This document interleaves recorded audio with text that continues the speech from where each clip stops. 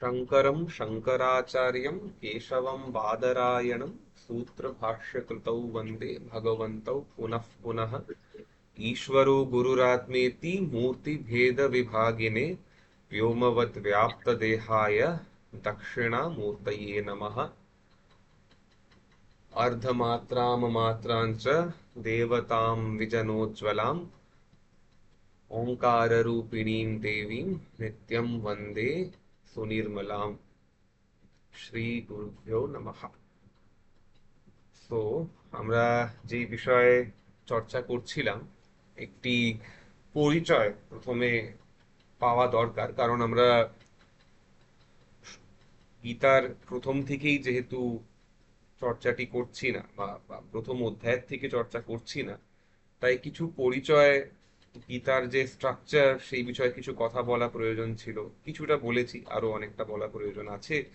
এই দ্বাদশ অধ্যায় বা যাকে আহ ভক্তি যোগ বলা হচ্ছে, এই ভক্তি যোগের বিষয়েও কিছু প্রয়োজনীয় কথা আছে, আহ যেগুলি আমরা এখনো চর্চা করিনি, এবং সেটার বিষয়ে কিছু কথা বলবো।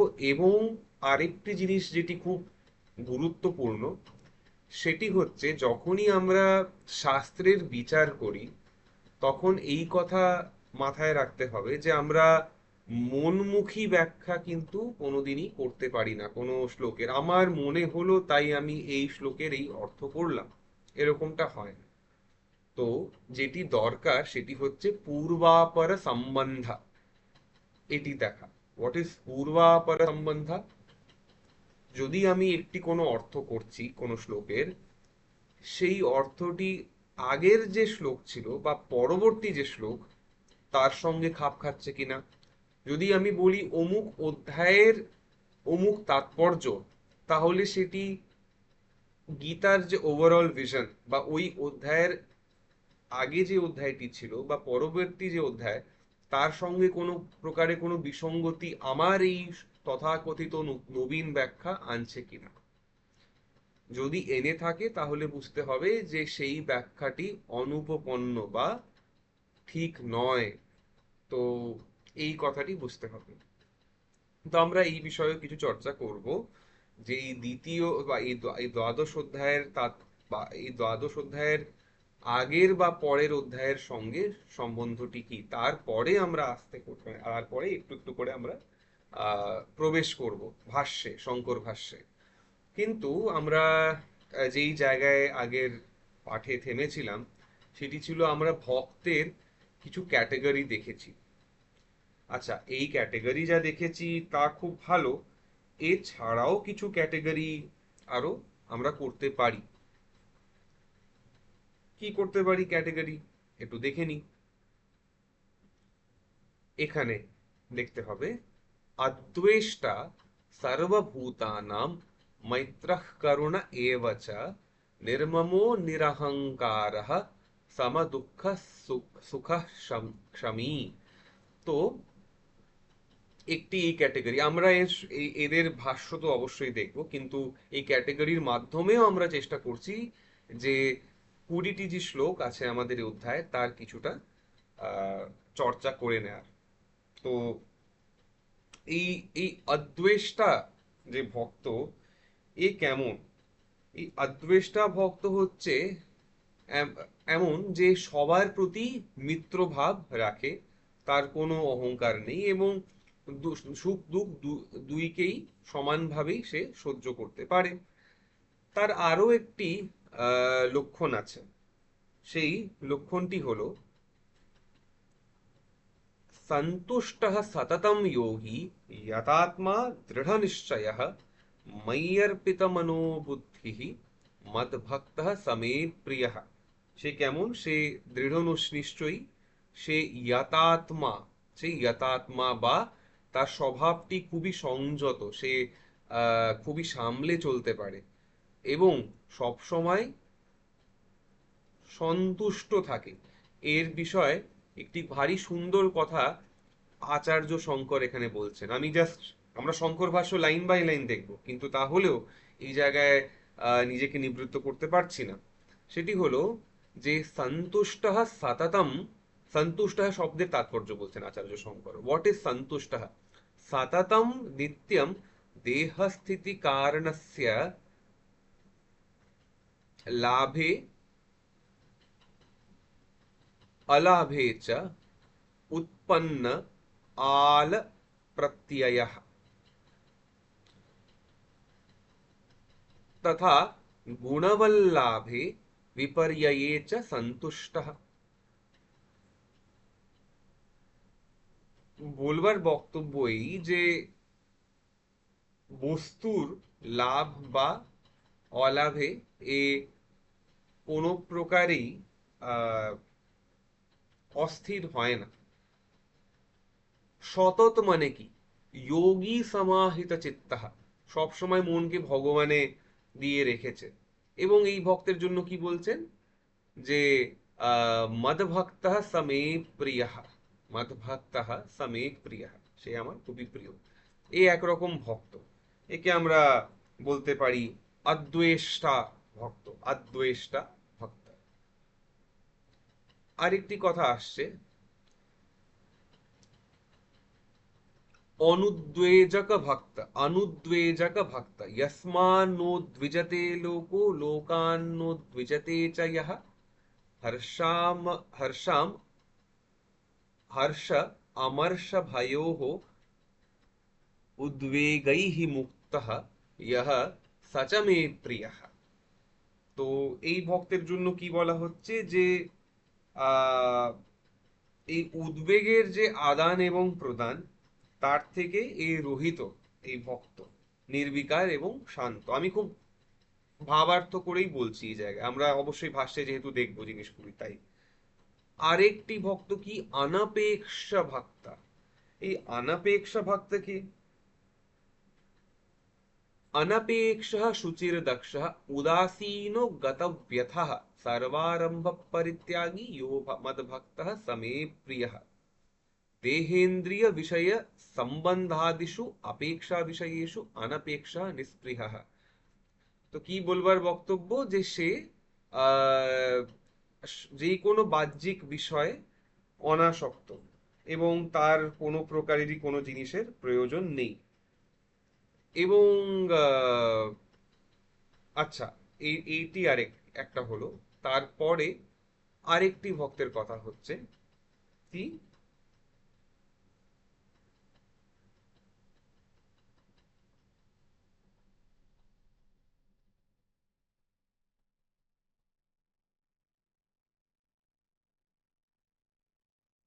यो न हृष्यति न द्वेष्टि न शोचति न कांक्षति शुभाशुभ परित्यागी ভক্তিমান ইহ সমে প্রিয়ঃ। আরেকজন ভক্তের কথা হচ্ছে, একে আমরা বলতে পারি ভক্তিমান ভক্ত বা শুভায়ন ভক্ত, বা সরি সমায়ন ভক্ত। এই সমায়ন ভক্ত কেন বলছি? কারণ এর চিত্ত খুবই শান্ত এবং কোনো প্রকারের কর্ম এর মধ্যে কোনো প্রকারের এর চিত্তে বা মনে কোনো প্রকারের বিক্ষেপ আনতে পারছে না। না শোচাতি না কাঙ্ক্ষতি, কোনো জিনিসে আকাঙ্ক্ষাও করে না আর শোকও করে না। আচ্ছা, এই সবই কিন্তু তুমি দেখছো, এরা কিন্তু আমরা বলছি আলাদা আলাদা ক্যাটেগরি করে এবং ভগবানও সেইভাবে বলছেন, কিন্তু অনেক ওভারল্যাপ আছে। আরেকটি হচ্ছে সমভক্ত, যে সব বিষয়ে সমভাব রাখতে পারে। সমঃ শত্রৌ চ মিত্রে চ তথা মানাপমানয়োঃ শীতোষ্ণ সুখ দুঃখেষু সমঃ সঙ্গ বিবর্জিতঃ। এই আরেক রকমের ভক্ত, যার মান অপমান শত্রু মিত্র সবেতেই সমান ভাব রাখতে পারে, খুব ভালো। আরেকটি ভক্ত হচ্ছে অনিকেত ভক্ত, তুল্য নিন্দা স্তুতির্মৌনি সন্তুষ্ট येन केनचित अनिकेत স্থিরমতির্হি ভক্তিমান মে প্রিয় নরঃ। কি কেমন? নিন্দা স্তুতি সবেতেই সমান থাকতে পারে, দেখো অনেকটা মিল আছে এর সঙ্গে। সন্তুষ্ট येन केनचित, যে কোনো প্রকারই ওকে রেখে দাও ও সন্তুষ্টই থাকে। তো আমরা এরকম ক্যাটাগরি করতেই পারি, কিন্তু না করলেও চলে। এরা, এদের মধ্যে এতই ওভারল্যাপ যে তুমি যদি বলো যে না এরা একই মানুষকে বা একই রকমের সাধককেই দর্শিত করছেন, তাতেও কোনো ভুল নেই। আচ্ছা, আরেকজন ভক্তকে যে শ্রদ্ধাধান, শ্রদ্ধাধান, এ কি করছে? ये तु धर्म्यामृतमिदं यथोक्तं पर्युपासते श्रद्धाना मत्परमाः भक्ताः ते अतीव मे प्रियाः। তো এর এর একটু অন্যরকম ব্যাপার। এ শ্রদ্ধা আছে, এর এখনো সেই রকম কোনো প্রত্যয় ঈশ্বরের বিষয়ে হয়নি বা কোনো বিশেষ অনুভব নেই, কিন্তু এর শ্রদ্ধা তো আছে। এবং শ্রদ্ধা থাকার জন্যই, এই সহজ শ্রদ্ধা থাকার জন্যই এ ভগবানের অতীব প্রিয়া, অতীব প্রিয়া। এই রকম আরেকটি আহ আমরা এরকম ভক্তের কথা বলতে পারি। তো ঠিক আছে, এরকম একটা ক্যাটাগরি করা যেতেই পারে। তো আমরা কি দেখছি যে দের আর, মানে আগের আগের পাঠে আমরা দেখেছি 7 রকমের ভক্ত, এখন আরো 7 রকম দেখলাম, তো 14 রকমের ভক্তের কথা দেখেছি। এবার সত্যি কথা এই যে এরা সবাই ভগবানের কৃপা প্রসাদ লাভ করেন। এবং আহ,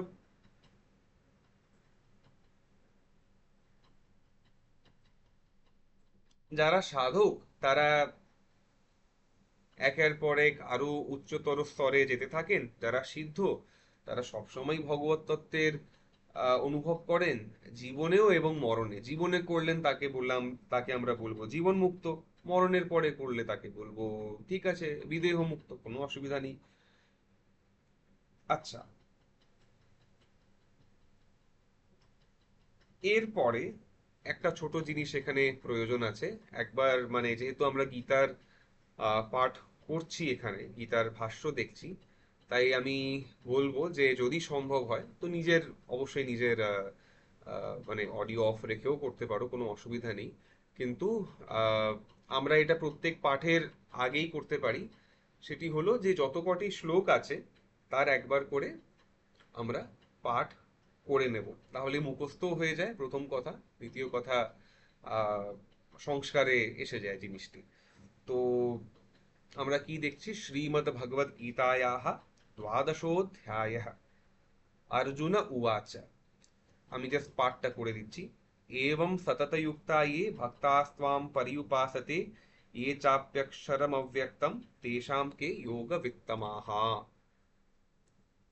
श्रीभगवानुवाच, मय्यावेश्य मनो मे मां नित्ययुक्ता उपासते श्रद्धया परयोपेताः ते मे युक्ततमा मताः। ये त्वक्षरमनिर्देश्यम् अव्यक्तं पर्युपासते सर्वत्रगमचिन्त्यं च कूटस्थम् अचलं ध्रुवम् संयम्येन्द्रियग्रामं सर्वत्र समबुद्धयः ते प्राप्नुवन्ति मामेव सर्वभूतहिते रताः।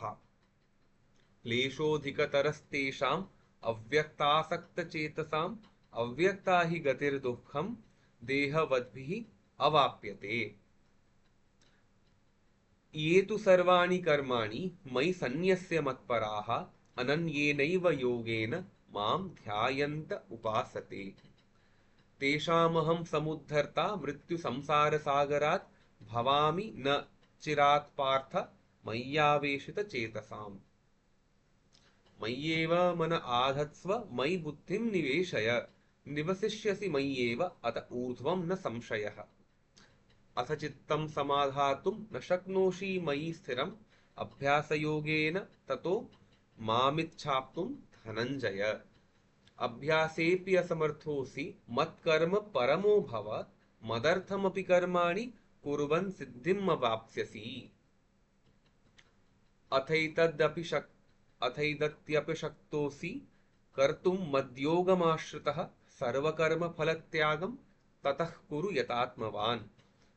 श्रेयो हि ज्ञानमभ्यासात् ज्ञानात् ध्यानं विशिष्यते ध्यानात् कर्मफलत्यागः त्यागात् शान्तिरनन्तरम्।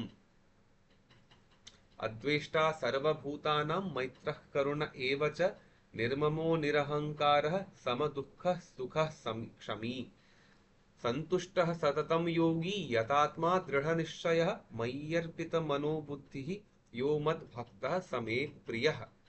यस्मान्नोद्विजते लोको लोकान्नोद्विजते च यः हर्षामर्षभयोद्वेगैः मुक्तो यः स च मे प्रियः। अनपेक्षः शुचिर्दक्ष उदासीनो गतव्यथः सर्वारंभ परित्यागी यो मद्भक्तः स मे प्रियः। यो न हृष्यति न द्वेष्टि न शोचति न कांक्षति शुभाशुभ परित्यागी भक्तिमान्यः स मे प्रियः। समः शत्रौ च मित्रे च तथा मानापमानयोः शीतोष्ण सुख दुःखेषु समः संगविवर्जितः। तुल्यनिन्दास्तुतिर्मौनी सन्तुष्टो येन केनचित् अनिकेतः स्थिरमतिः भक्तिमान् मे प्रियो नरः। ये तु धर्म्यामृतमिदं यथोक्तं पर्युपासते श्रद्धधाना मत्परमा भक्तास्तेतीव मे प्रियाः।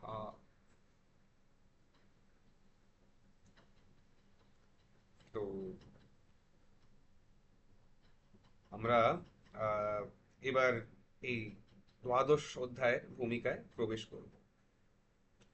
তো ভক্তির একটি সূত্র, তুমি যদি আচার্য শঙ্করের ভাষ্য এখানে দেখো, একটি সূত্রের কথা, একটি সূত্র বলতে not formula but rather short description বলতে পারো এখানে। ভক্তির ভগবান মানে কৃষ্ণ করেছেন, কোথায় করেছেন? একাদশ অধ্যায়ের শেষ শ্লোকে। এই দেখো, আমি জানি না দেখতে পারছো কিনা, কিন্তু আমি তাহলে এখানে যেতে পারি মনে হয়। না, আমি তো এখানে দাঁড়াও। হ্যাঁ, পাচ্ছি পাচ্ছি, দেখতে পাচ্ছি। হুম। না, একাদশ অধ্যায় দেখতে পারছো কি, সেটাই প্রশ্ন। মানে একাদশ অধ্যায় 55th শ্লোকা, সেটি হচ্ছে কথা। এবার দেখছি, দাঁড়াও।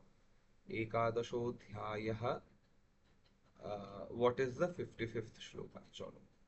मत्कर्म कृन् मत्परमो मद्भक्तः संगवर्जितः निर्वैरः सर्वभूतेषु यः स मामेति पांडव। अधुना এখানে দেখো আচার্য শঙ্কর একটি ভূমিকা দিচ্ছেন এই শ্লোকের। হি ইজ গিভিং আ মানে শর্ট ডেসক্রিপশন ওর টিজার। টিজারটি কি দিচ্ছেন তিনি? अधुना এখন ভগবান শ্রীকৃষ্ণ কি বলছেন? सर्वस्य गीताशास्त्रस्य सारभूतः अर्थः निःश्रेयसार्थः अनुष्ठेयत्वेन समुच्चित्य उच्यते।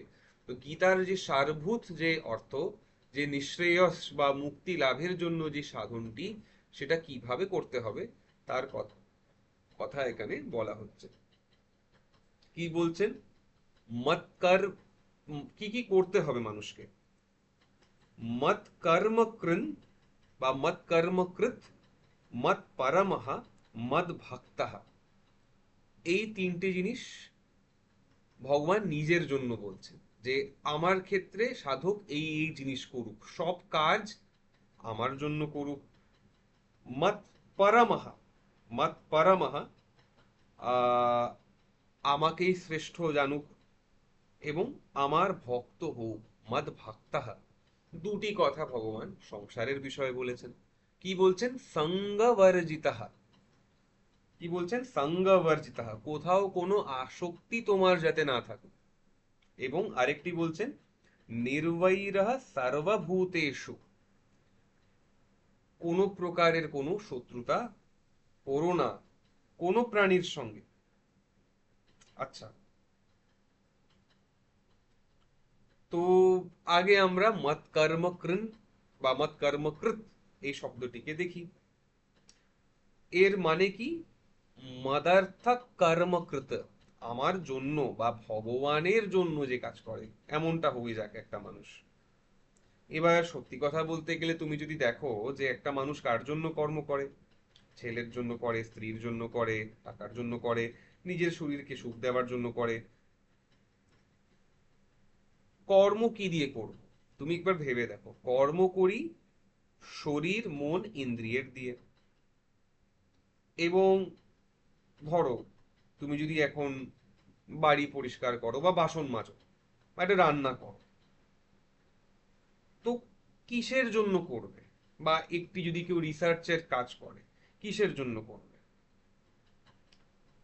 এই জন্য করি কি, যেটুকু টাকা পাবো, টাকা পেয়ে ওটা দিয়ে নিজে একটু ঘুরে ফিরে খাবো কিছু, বা ওই টাকা দিয়ে ছেলে বা স্ত্রীর জন্য কিছু কিনবো, আহ, বা টাকা দিয়ে আমার একটা সোসাইটাল প্রেস্টিজ আসবে। এরকম অনেক রকম তুমি ভাবতে পারো পসিবিলিটিস আছে। যারা এর মধ্যে কোনো একটাও করে থাকেন, তাদেরকে নিয়ে বুঝতে হবে যে এরা সংসারের জন্য কাজ করছেন। ভক্ত কেমন? ভক্ত হচ্ছে ভগবদর্থ কর্মকৃত, বা শ্রীকৃষ্ণ তো নিজেকে রেফার করছেন, তো বলছেন মদার্থ কর্মকৃত, আমার জন্য করে। ভক্ত কার জন্য কাজ করে? ভগবানের জন্য কাজ করে। আচ্ছা, যদি ঝাড় দেয় বাড়িতে, তাহলে বলবো যে ভগবানের জন্য। আর কিভাবে করছেন? তো ধরো, যখন ভাবনা এও থাকতে পারে একটা ভক্তের, যে সব রূপেই তো ভগবান আছেন। তো ধরো তুমি বাড়িতে ঝাড় দিচ্ছ, তুমি মনে করছো যে অনেকেই তো আসবেন, তারা সবাই তো ভগবান, তো তাদের যাতে অসুবিধা না হয় তাই আমি এটা করলাম। রান্না করলাম, না ভগবান তৃপ্ত হবেন, সবার মধ্যেই ভগবান আছেন, ভগবানই সব রূপে আছেন। যেইভাবেই হোক, তুমি একটা এরকম ভাবনা করে করছো, তুমি ভগবানের জন্য কাজটা করছো। সো দ্যাট ইজ মত কর্মকৃত। এবং আরেকটি কথা হচ্ছে যে মত পারামাহা। মত পারামাহা, হু ইজ মত পারামাহা? মত পারামাহা হচ্ছেন তিনি যিনি শ্রী ভগবানকে শ্রেষ্ঠ মনে করছেন। তো শ্রেষ্ঠ তুমি কাকে মনে করবে? বা মত পারামাহা আরেকটি এর অর্থ কি? মত পারামাহার একটি অর্থ, তুমি ভগবানকে শ্রেষ্ঠ জানছো এবং বিশ্বাস ভরসাও সেই ভগবানের উপরেই করছো। তো তুমি ধন হোক বা পরিবার পরিজন হোক, কারোর উপরেই নির্ভর থাকতে পারো না। এবং যদি তুমি ভগবানকে শ্রেষ্ঠ মনে করে থাকো এবং তার প্রতি নির্ভর হয়ে থাকো, এবং তুমি তাহলে এই ধন হোক, পরিবার হোক, সংসার হোক, এদেরকে তুমি তাহলে সর্বশ্রেষ্ঠও মানতে পারো না।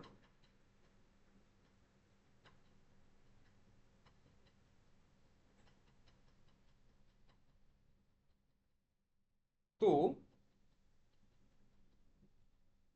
আমরা এটাও জানি, আমরা অনেক সময় বলি যে না, আমি আমার স্ত্রী, পুত্র, পুত্রী, পরিবার এদেরকে শ্রেষ্ঠ মনে করি এবং তাদের উপরে খুব ভরসা করি।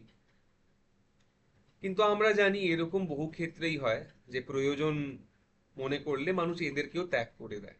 তার মানে অবশ্যই তুমি তাদেরকে নিজের জীবনের শ্রেষ্ঠ প্রাপ্তি মনে করছো না।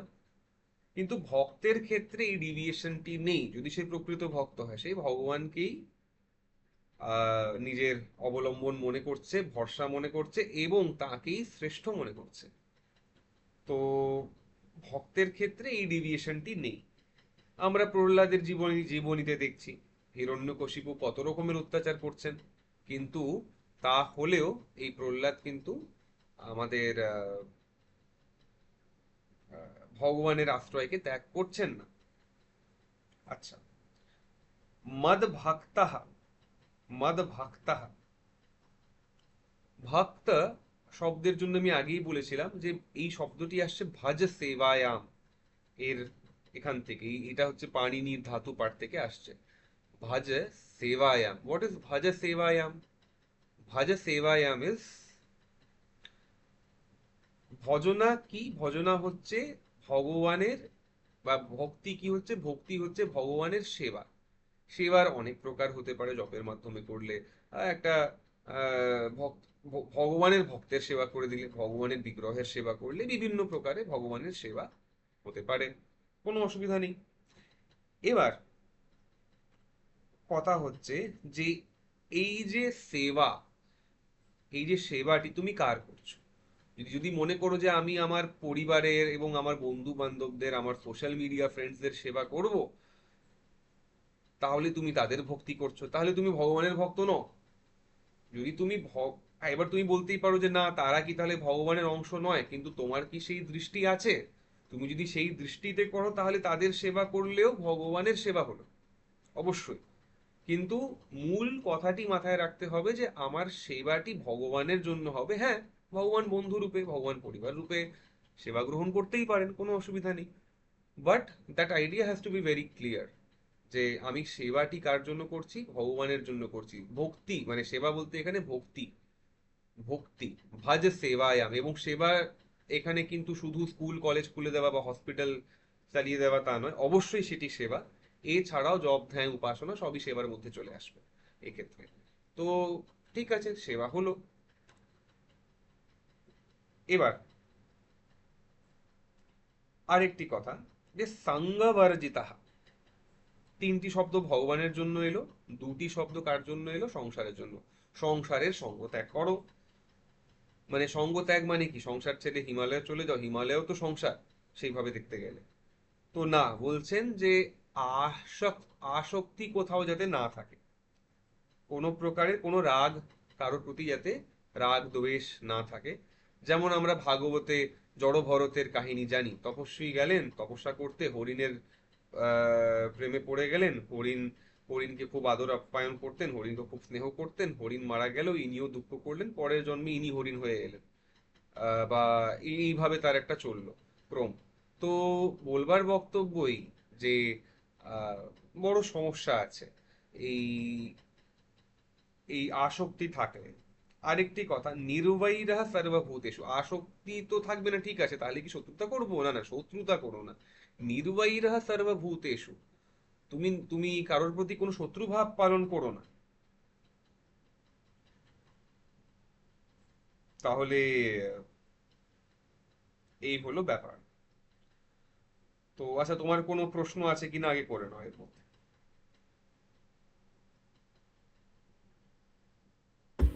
না না, নেই নেই নেই। আচ্ছা। হুম।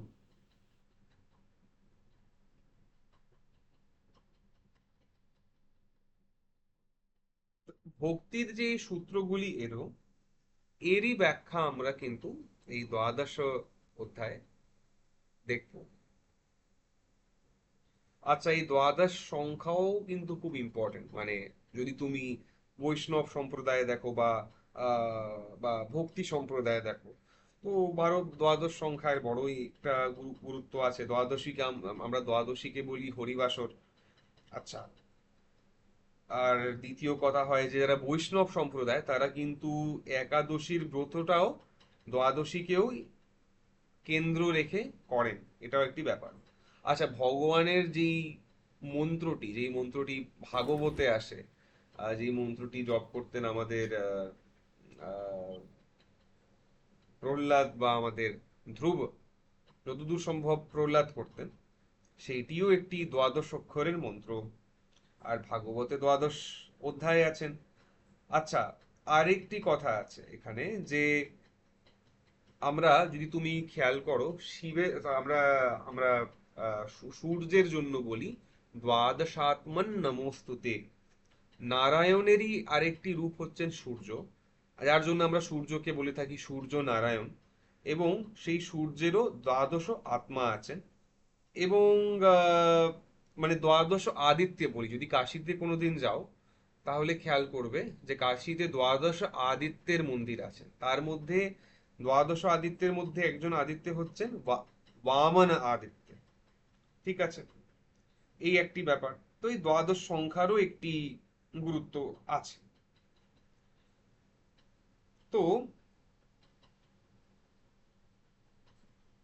ভক্তির বিভিন্ন কনটেক্সটেই বারো বা দ্বাদশ সংখ্যাটি আসে।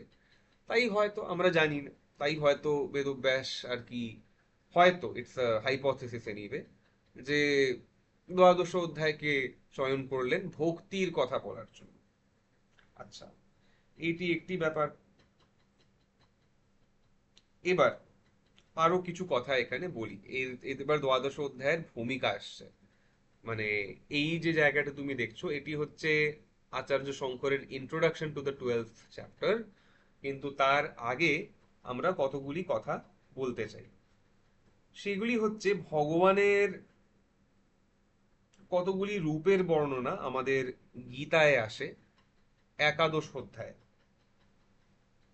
একাদশ অধ্যায়ের রূপ যেটি আমরা গীতায় দেখি, সেটি সেটি হচ্ছে বিরাট রূপ শ্রীকৃষ্ণের, ভগবানের বিরাট রূপ। এবং এই বিরাট রূপ অর্জুন কিন্তু মানে সাধারণ চক্ষু দিয়ে দেখতে পারেননি।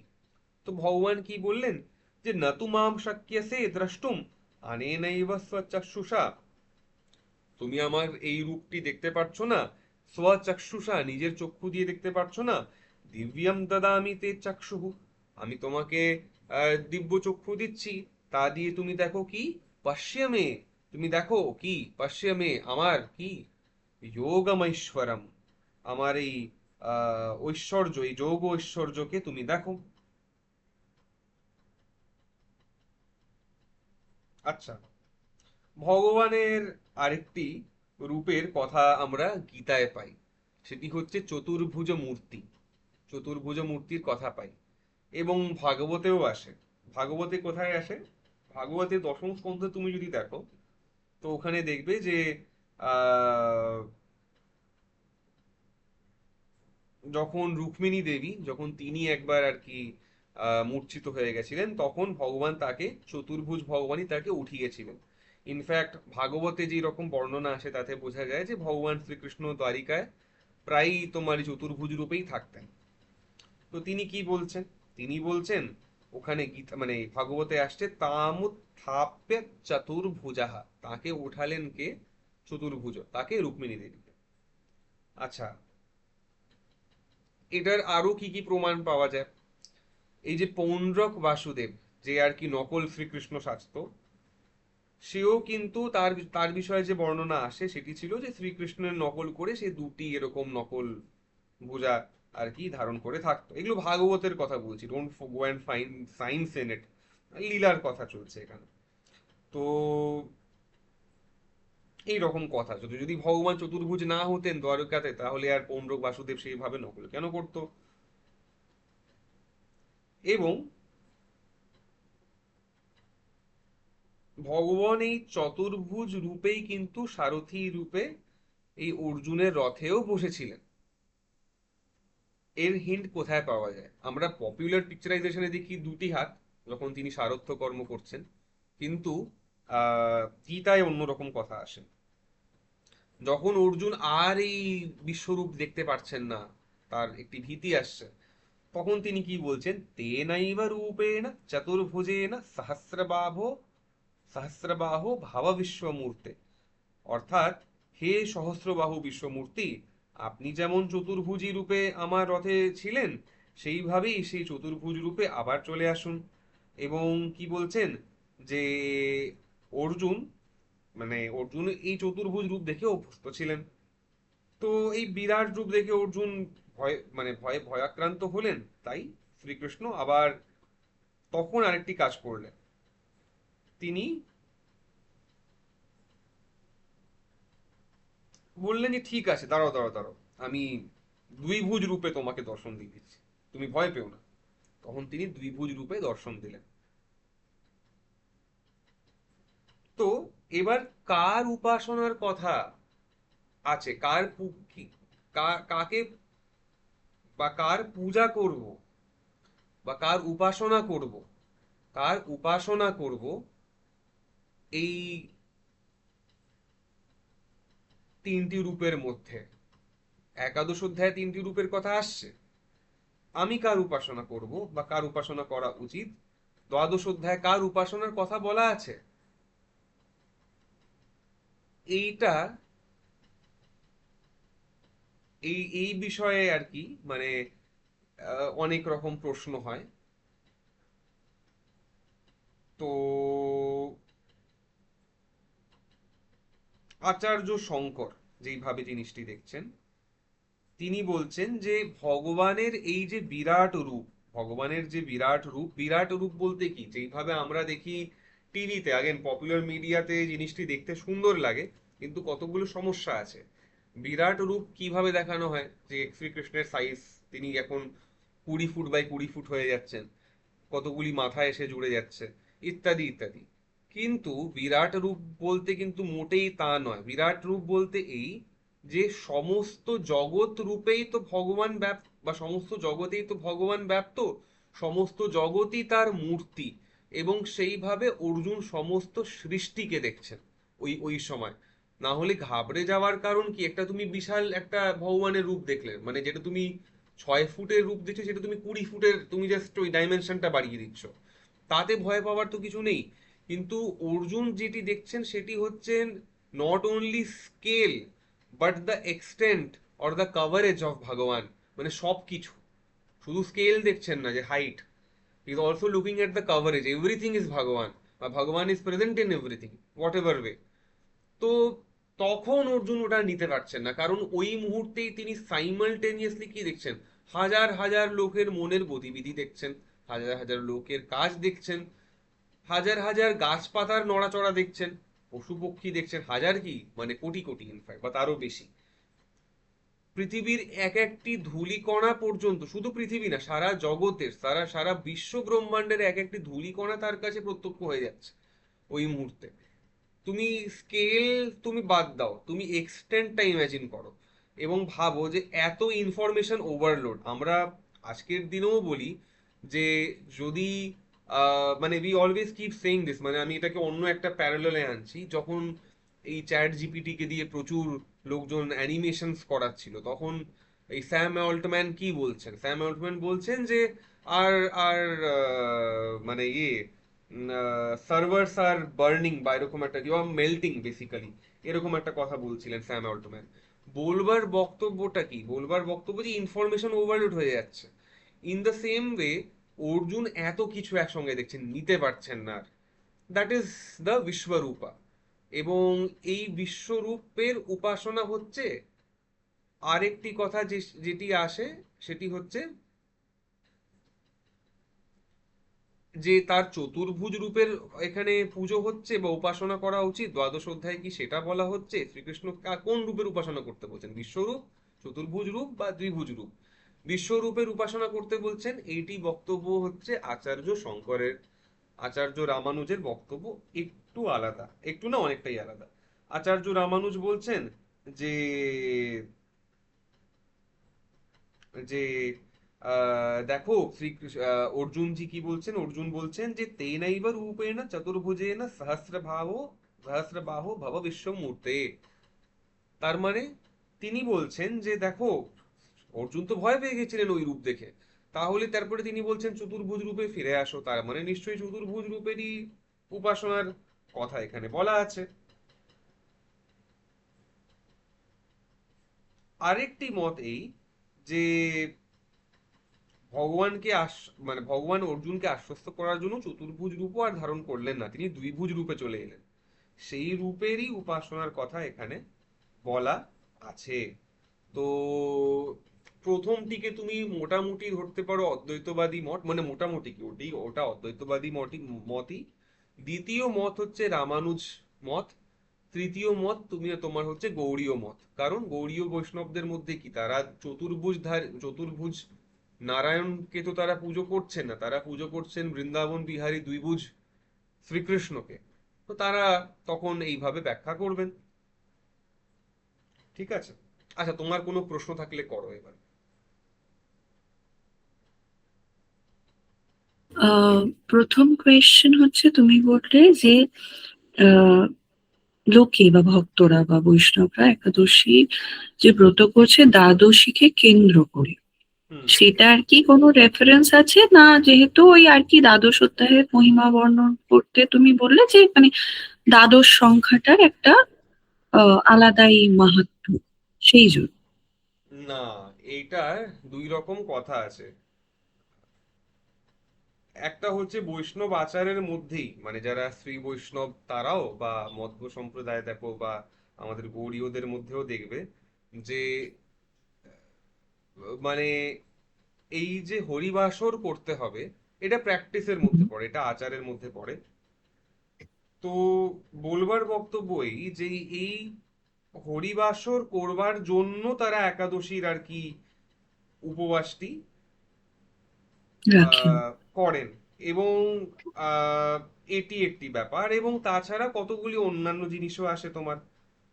তোমার তাছাড়া তুলসীর পুজো সেদিন করা হয়, সেটি একটি ব্যাপার আছে।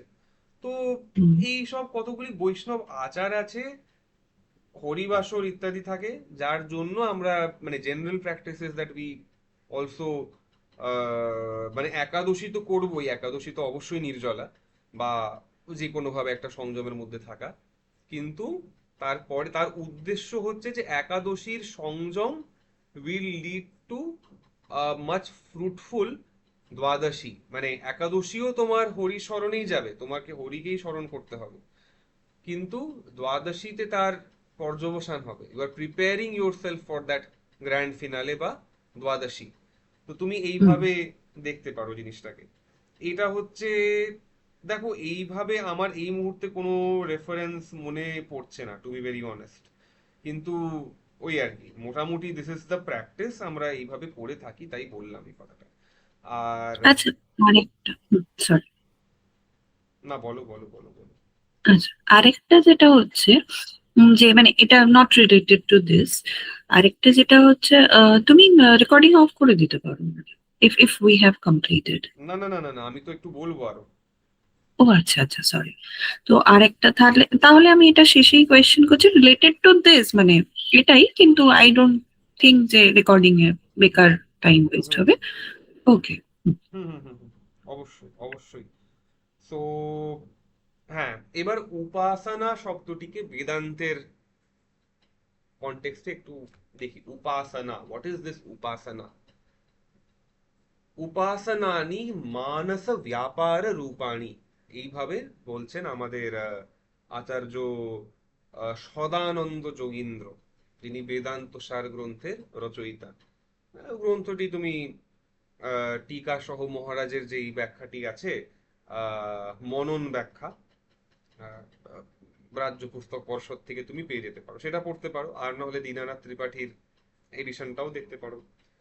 যদি শুধু অনুবাদ দিয়ে কাজ চলে, মনে হয় যে ওটাই যথেষ্ট, তাহলে তুমি নিখিলানন্দজির ইংরেজি অনুবাদ বা আহ, বাংলাদেশ রামকৃষ্ণ মিশনের এক সাধু এটা অনুবাদ করেছিলেন, গ্রন্থটা উদ্বোধন থেকে প্রকাশিত হয়, দেখতে পারো। তো ওখানে কি বলছেন যে উপাসনানি মানস ব্যাপার রূপাণী, এই উপাসনার স্বরূপ কেমন, এ হচ্ছে মানস ব্যাপার। ইট ইজ আ মানসিক thing that you have to do, it's a mental attitude or a mental process that needs to be done, উপাসনা। তো যখনই তুমি হয়তো শুনবে, আমরা অনেক সময় দেখি সোশ্যাল মিডিয়াতে বলেন হি ইজ আ শ্রীবিদ্যা উপাসকা, এরকম বলে, হি ইজ আ শাক্ত উপাসকা। তো হোয়াট ইজ দিস উপাসনা? তুমি যেটি বাইরে করছো তার পর্যবসান হতে হবে অন্তরে, তার পর্যবসান হতে হবে অন্তরে। এই যে যতবার তুমি ন্যাস করছো, তুমি ন্যাস করছো মানে কি, তুমি দেবতাকে স্থাপন করছো তো শরীরে, নিজের পুরোপুরি বিভিন্ন অঙ্গে স্থাপন করছো, তো তুমি দেবতাময় হয়ে যাচ্ছ এমনটি তোমার ভাবনা হচ্ছে, এমনটি তুমি ভাবনা করছো। আমরা বলি অঙ্গান্যাস কারান্যাস ইত্যাদি অনেক রকম ন্যাস করতে হয়। তুমি দেহটিকে শুদ্ধ করছো, দেহটির মধ্যে দেবতাকে স্থাপন করছো আস্তে আস্তে তুমি, এবং তোমার প্রাথমিক দৃষ্টি কি ছিল? তোমার প্রাথমিক দৃষ্টি ছিল যে আমি দেবতা নই, এবং দেবতা আমার থেকে অনেক দূর একটি লোকান্তরে বসে আছেন। এবার তুমি দেহটিকে শুদ্ধ করছো, আস্তে আস্তে আস্তে আস্তে করে শুদ্ধ করছো। সত্য কথা বলতে গেলে সারা জীবনটাই একটি উপাসনা, কিন্তু বা সারা জীবনটি একটি পূজা বা একটি যজ্ঞ। তাও ধরে নাও তুমি একটা তুমি প্যারাফেরমিলিয়া নিয়ে তুমি একটি যজ্ঞ করতে বসেছো বা একটি পূজা করতে বসেছো। যখন তুমি এই যজ্ঞটি করছো, তখন তুমি কি মনে করছো যে হ্যাঁ দেবতা বাইরে আছেন, এবার আমি এই ন্যাস ইত্যাদি প্রসেসগুলো সব করছি, এবার আস্তে আস্তে আমার দেহটিকে পবিত্র করছি যাতে দেবতার প্রবেশ এই শরীরে হোক। তুমি বেসিক্যালি দেবতা হয়ে দেবতার পুজো করছো। আমরা বলি দেব ভূতবা দেবম যজেত, দেবতা হয়ে দেবতার পুজো করতে হয়। তুমি দেবতা হয়ে যে দেবতার পুজো করবে, তোমার একটা মেন্টাল অ্যাটিটিউড কি এলো এখান থেকে, মেন্টাল অ্যাটিটিউড এই এলো আস্তে আস্তে, তুমি একজনকে মনে করছিল তিনি দূরে কোথাও একটি লোকে বসে আছেন, তাকে তুমি এবার নিজের একটু কাছে আনছো। এই যে ভাবনাটি করছো আস্তে আস্তে, এটি একটি দৃঢ় প্রত্যয়ে যাতে তুমি উন্নীত হতে পারো, যে আচ্ছা তিনিই আমি, এই যে অভেদ জ্ঞানটি পরবর্তীকালে হবে অহম ব্রহ্মাস্মি এই অভেদ বাক্য দ্বারা, তার জন্য তুমি একটি ভূমিকা প্রস্তুত করছো। তুমি বারে বারে এই মেন্টাল অ্যাটিটিউডটাও ডেভেলপ করবার চেষ্টা করছো। ঠিক আছে, প্রথম। দ্বিতীয় কথা, যখনই তুমি দেবতাময় করতে চাইছো নিজেকে, একটি কথা আমরা জানি যে যার কথা আমরা ভাবি তার মতো আমরা হয়ে যাই। তো তখন তুমি তার অনেক সদ্গুণও নিয়ে নিচ্ছ এনিওয়ে, তো তোমার জীবনে একটি দিব্যতাও আসছে। তো এই পুরো জিনিসটা কোথায় হচ্ছে? তুমি তুমি পুজো করছো, ন্যাস করছো, প্রাণায়াম করছো, অনেক কিছুই করছো, এগুলো সব বাহ্যিক, but it leads to a shift, it should ideally lead to a shift in the attitude. That is the goal of that বাহ্য উপাসনা, and that should lead to an antara upasana, that should lead to an antara upasana. তো শ্রীবিদ্যা উপাসনা উপাসনা যারা বলে, যারা প্রচুর প্যারাফেরনেলিয়া নিয়ে উপাসনা করেন, তাদের ক্ষেত্রেও গোল কিন্তু এটাই থাকেন, গোল এটাই থাকে যে it should lead to a attitude shift at a mental level। তুমি এইভাবে এবার ভাবনাটা করতে হবে, এবং তুমি বাহ্য উপাসনার থেকে আস্তে আস্তে উন্নত হয়ে কোথায় যাচ্ছ? মানস উপাসনায় যাচ্ছ, মানস একটি মানসে ব্যাপার করছো। তো এই হচ্ছে উপাসনা। যে কোনো উপাসনার গোল কিন্তু আলটিমেটলি তার একটি বাহ্যিক ক্রিয়া থাকতেই পারে, কিন্তু আস্তে আস্তে তোমাকে মনের স্তরে জিনিসটিকে নিয়ে যেতে হবে। ঠিক আছে, এই হলো ব্যাপার। এবং তার জন্য মনটিও শুদ্ধ হতে হয়।